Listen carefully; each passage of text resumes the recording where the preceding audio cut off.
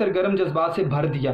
جس طرح عربی لوگ جو تھے وہ علم کے لیے محنت کرتے تھے، تو عرب سے باہر نکلا جب علم، تو انہوں نے غیر جو ہے عربی لوگوں کو بھی، اجمی لوگوں کو، غیر عربی جو اجمی لوگ ہیں جیسے ہم ہیں، ہم اجمی ہیں، ٹھیک ہے، تو اجمی لوگوں کو بھی کیا کر دیا، انہی جذبات سے ان کو سرگرم کر دیا، ان کا جوش کو تیزی میں بھر دیا۔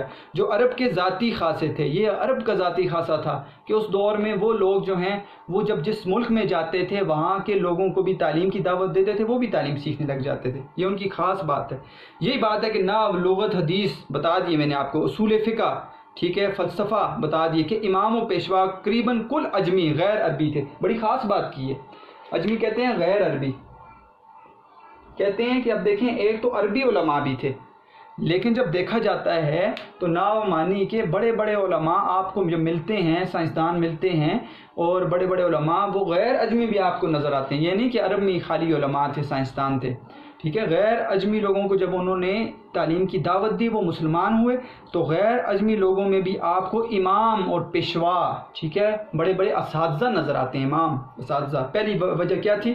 بتا دی کہ تعلیمی دین جو ہے وہ تعلیم کا ایک جز بن گئی تھی، اور دین مذہبی تعلیم جو ہے وہ عام 7 سال چل رہی تھی۔ دوسری بات، تعلیم کی وسعت کتنی ہو گئی تھی دوسرے دور کے اندر، تعلیم نے تب ترقی کی کہ تعلیم مستوں اور عام علماء کی خاص درسگاہوں میں مقید قید ہونا، کہ یہ نہیں ہے کہ تعلیم مستوں اور علماء کی خاص درسگاہوں میں قید تھی، وہاں پر تعلیم دی جا رہی، نہیں، وزراء، حکام، اعلی وزراء، وزیروں، حکام، بڑے بڑے جو ہیں بادشاہوں کے، فوجی افسروں کے، اعلی منصب پر بیٹھنے بڑے بڑے وزیر، ٹھیک ہے، MP، ہر طبقے کے لوگ پڑھتے پڑھاتے تھے، ہر طبقے کے لوگ پڑھتے پڑھا رہے ہیں، تعلیم اتنی عام ہے۔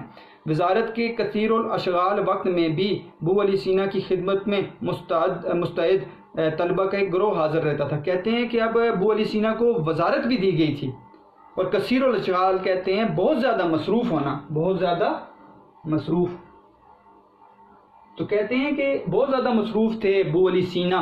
ابو علی سینا کون ہے بیٹا؟ پورا نام ہے ان کا علی الحسین بن عبداللہ بن الحسن بن علی بن سینا تھا، ٹھیک ہے، ایک بڑے طبیب اور فلسفی گزرے ہیں، علم طب کے ماہر تھے، ٹھیک ہے۔ ان کا لقب شیخ الرئیس آپ نے پڑھا ہے، ایک قانون کی ان کی کتاب ہے جس کا نام ہے القانون، بڑی مشہور کتاب ہے۔ تو ان کو وزیروں کا درجہ بھی ملا تھا، ایک وزیر بھی تھے، لیکن ایک بڑے عالم تھے، علم طب کے ماہر تھے، تو ان کی خدمت میں مستعد کہتے ہیں تیار طلبہ کا ایک گروہ ہر وقت حاضر رہتا تھا جو ان سے علم حاصل کرتا تھا۔ آزادی بہت تھی اس دور میں، تعلیم کے لیے آزادی تھی۔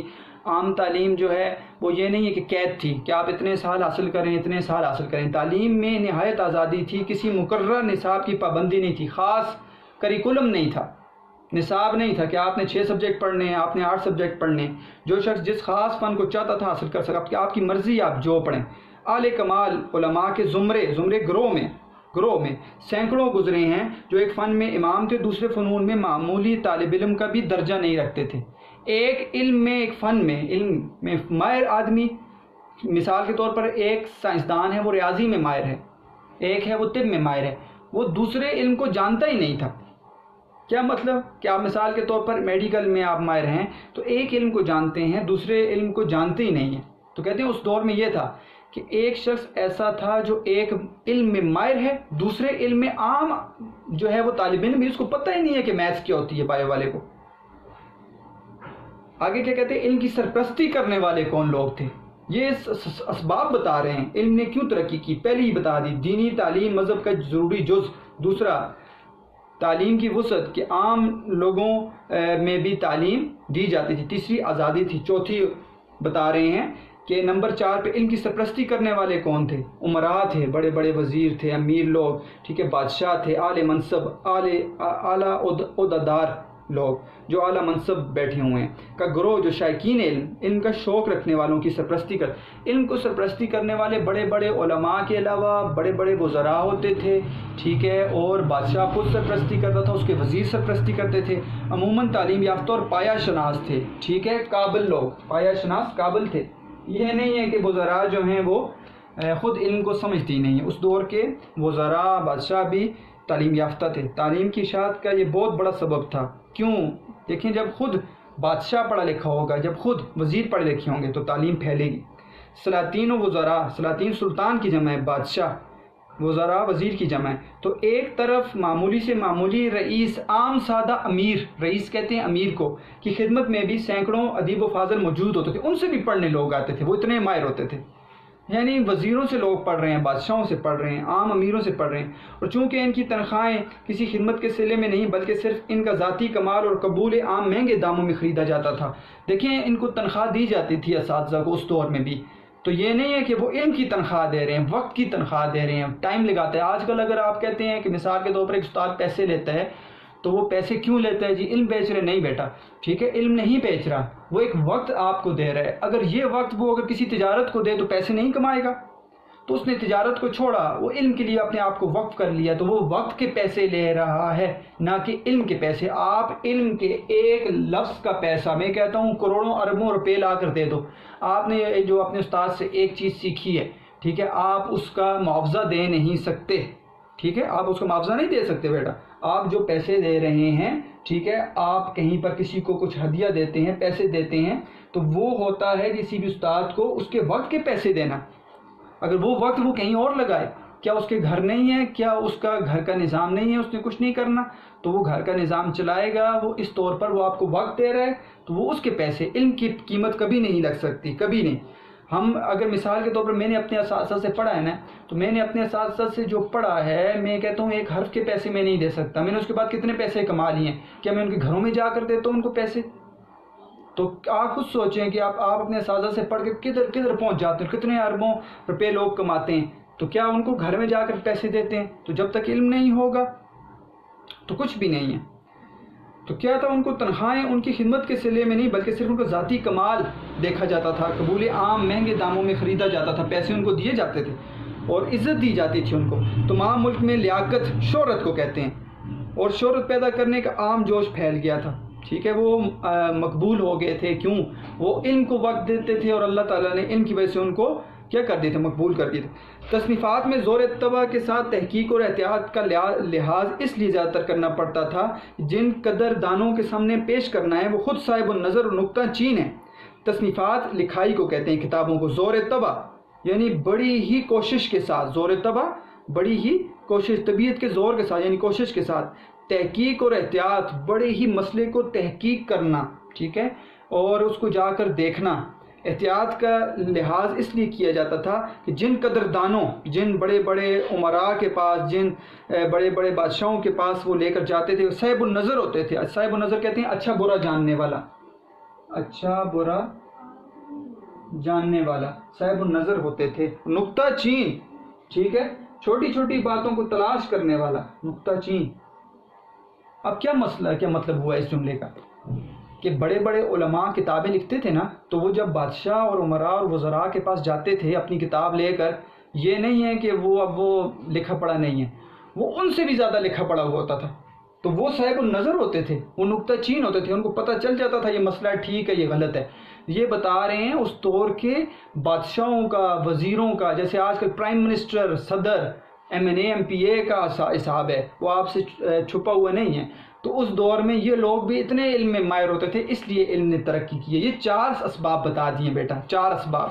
پہلا، دینی تعلیم مذہب کا ضروری جز بن گئی. دوسرا، تعلیم میں وسعت اس لیے تھی، تعلیم عام تھی، آزادی تھی، اور ان کی سرپرستی کرنے والے بڑے بڑے لوگ بھی تعلیم یافتہ ہوتے تھے، بڑے بڑے لوگ بھی تعلیم یافتہ. کہتے ہیں مدرسوں کے قائم ہونے نے دفتن کوئی تبدیلی نہیں پیدا کی. ٹھیک ہے، نصاب تعلیم قریباً وہی تھا، مدرسے بن گئے، تعلیم کا طریقہ وہی تھا. یہاں سے آگے بیٹا اب آپ کا تیسرا جو دور ہے، اب یہاں سے آگے آپ کو یہ بتائیں گے کہ وہ کیوں خرابی پیدا ہوئی. تو صفحہ نمبر 5 تک ہم پہنچ گئے ہیں.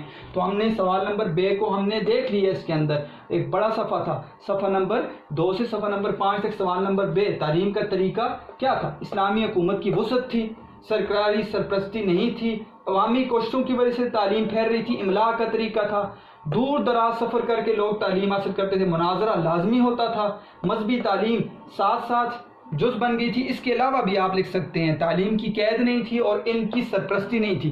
نتائج کیا تھے؟ ان تمام چیزوں کی وجہ سے علمی مراکز بڑھ گئے، تعلیم پھیل رہی ہے، لوگ تعلیم حاصل کر رہے ہیں اور مسلمان جو ہیں وہ ترقی کر رہے ہیں۔ تو یہ ہو گیا آپ کا آج کا سبق۔ تو آج کا سبق کافی جو تھا بیٹا طویل تھا، میں نے کوشش کی ہے کہ اس کے پہلے حصے کو سوال نمبر 1 کو اور 2 کو، یعنی 2 سوال، تیسرا سوال بھی ہم نے کر لیا، اس کو حل کریں، ماضی سوالات بھی کچھ نکال لیے، فرنگ بھی نکال لیے۔ اب آپ کا ہوم ورک کیا ہے؟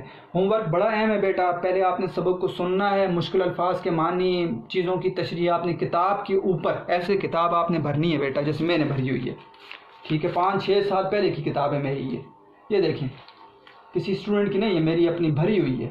تو آپ نے بھی اس کو بھرنا ہے، یہ نہیں ہے کہ مجھے اس کا پتہ نہیں ہے، لیکن یہ آپ کو بتانے کے لیے کہ کہیں پر کوئی چیز جو ہے وہ مجھ سے رہ نہ جائے، تو آپ نے ایک ایک چیز کے اوپر جو ہے وہ پین سے ہائی لائٹ کرنا ہے، معروضی سوالات کو پین سے آپ نے اوپر کیا کرنا ہے بیٹا، ایک ایک چیز کو لکھنا ہے۔ پہلا ہوم ورک آپ نے کتاب کی تصویر بھیجنی ہے۔ دوسرا ہوم ورک آپ نے سوالات کرنے ہیں، سوال نمبر الف، سوال نمبر دال، سوال نمبر بے، ٹھیک ہے؟ اپنے آپ نوٹ سے بھی دیکھ سکتے ہیں اور ان ہیڈنگ سے بھی خود سوال بھی لکھ سکتے ہیں۔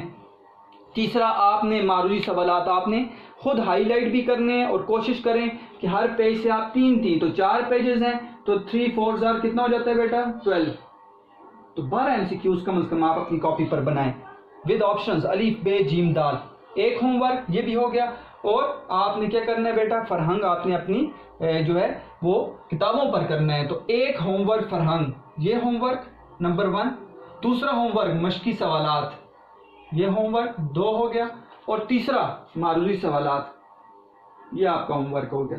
اس کا فائدہ آپ کو کیا ہوگا، آپ کے بیٹا پیپر حل ہو رہا ہے، مشقی سوال بھی حل ہو گئے، آپ کا جب آپ پورا چیپٹر پڑھیں گے تو متن کی تشریح آسان ہو جائے گی، فرہنگ آپ نکال لیں گے، آپ سوالوں کو سمجھ لیں گے، تو ہم چیپٹر کے ختم ہونے پر ایک متن کی تشریح بھی کریں گے، تو وہ متن کی تشریح جو ہے وہ آپ کو اس سے فائدہ دے گی، اس سے فائدہ دے گی، اور آپ کے سیکشن الف 20 نمبر کا سیکشن الف، ٹھیک ہے؟ آپ کا کیا ہے بیٹا 20 نمبر کا، یہ بھی حل ہوگا ساتھ ساتھ، ٹھیک ہے؟ مجھے امید ہے بیٹا جیسے آپ محنت کر رہے ہیں اس طرح محنت کرتے رہیں گے۔ سیکنڈ ایئر بہت اہم ہے، اردو کی کتاب بہت ضروری ہے، آپ کی 100 نمبر کی کتاب ہے، مشکل کتاب ہے تھوڑی، آپ نے اس کو دیکھنا ہے، خصوصاً پہلے کے اسباق جو ہیں وہ بہت ہی خاص ہیں آپ کے، اور مشکل اسباق ہیں، تھوڑا ان کو ذرا آپ وقت دیں اور اپنا ٹائم ٹیبل بنا لیں، روز کا وقت دیں سائنس کو، آرٹس کو، اسی سے آپ جو ہیں آگے مستقل مزاجی اپنا لیں، مستقل مزاجی، ٹھیک ہے؟ خاص وقت دیں آپ گھر میں بیٹھے ہوئے اپنے تمام مضامین کو، ٹھیک ہے؟ مجھے امید ہے آپ اس طرح محنت